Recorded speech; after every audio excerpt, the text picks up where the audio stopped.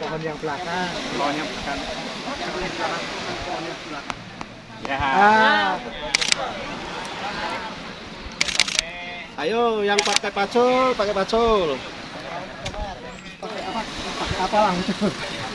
Pacul. Ini maju betul. Ya.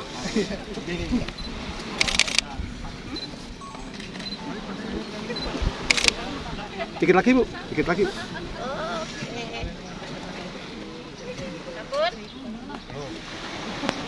Ah, Ibu ikat. Aduh. Setengah hari aja, Bu. Cukup Itu, Bu. Lah. Bagikan aja sama Pak Kadus tuh. Pak Kadus iki piye 40.000. Camat ketuaan.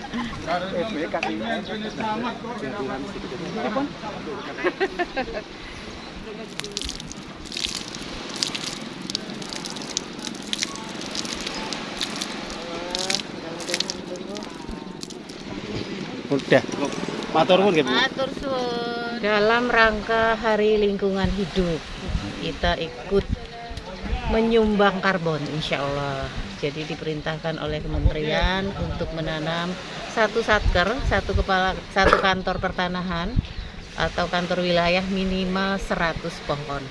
Jenisnya boleh, yang penting itu memang tanaman yang memang untuk menyumbang karbon yang paling banyak.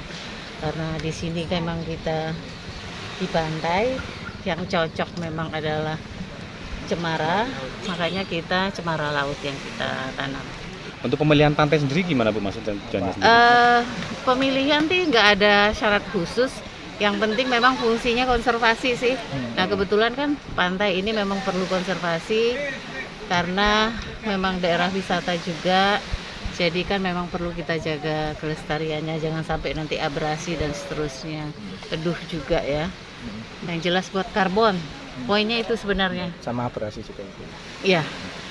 Kalau di Matang kan Pantura lah ya, Bu, ya. Khususnya Matang itu kan abrasi terjadi di beberapa tanah milik masyarakat kan, ya istilahnya ada yang hilang, ada yang apa. Iya. Nah, itu imbauan dari BPN sendiri untuk tanah-tanah yang terdampak abrasi itu ya, sertifikatnya masih itu misalnya. Ya, kalau secara tusi sebenarnya kita memang baru fungsinya cuman menginventarisir.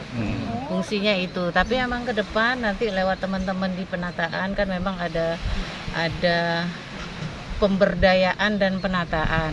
Nah di situ memang harusnya kerjasama dengan masyarakat, harusnya ya Pak, lewat ARA, dan kita memberdayakan masyarakat tidak hanya menjaga tanahnya tapi juga memberi nilai lebih untuk tanahnya, termasuk di daerah-daerah yang memang rawan abrasi ya, bagaimana kita bisa dengan Pemda tentunya ya, menjaga agar abrasinya tidak jauh lebih dalam seperti itu. Syukur-syukur kita bisa mengatasi abrasinya. Tapi kalau kerjasama dengan Pemda, antara Pemda, BPN dan masyarakatnya itu solid, insya Allah.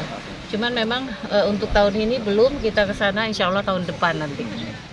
Kalau yang sudah ditanam, ini kebetulan kan program saya pada saat saya baru jadi Kades, Mas. Jadi saya tahu persis jumlah keseluruhan yang sudah ditanam itu kurang lebih 9.000 pohon. Terus kalau penambahannya ini, Pak? Kalau penambahannya ini program dari BPN Batang itu 100 pohon. Ini difungsikan sebagai apa nih Pak tanaman? Yang jelas untuk menambahi ruang yang belum kelihatan rindang, belum teduh, maka ditambahi tanaman dari BPN, dan harapannya warga yang berkunjung di wisata Pantai Kuripan ini merasa nyaman dan ada rasa ketagihan sini. 9.000 itu dari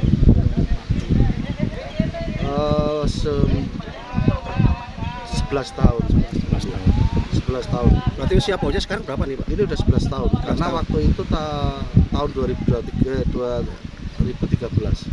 Dan manfaatnya apa yang bisa dirasakan dari 11 tahun ini Pak? Banyak sekali. Dulu bibir pantai ini hanya semak dan hanya untuk kandang kerbau. Maka sekarang dengan adanya tanaman semoro ini, sehingga Pantai Kuripan menjadi objek wisata dan bisa dikenal oleh ramai orang, khususnya di Kabupaten Batang. Dan keuntungannya banyak, terutama dari para warga kampung Kuripan yang betul-betul sekarang sudah melakukan usaha di wilayah pantai ini, sehingga akan mendapatkan tambahan ekonomi, sehingga sedikit mengangkat perekonomian di Guribagis. Jangan lupa follow, like, dan subscribe sosial media Tribun Pantura. Download Tribun X sekarang, menghadirkan lokal menjadi Indonesia.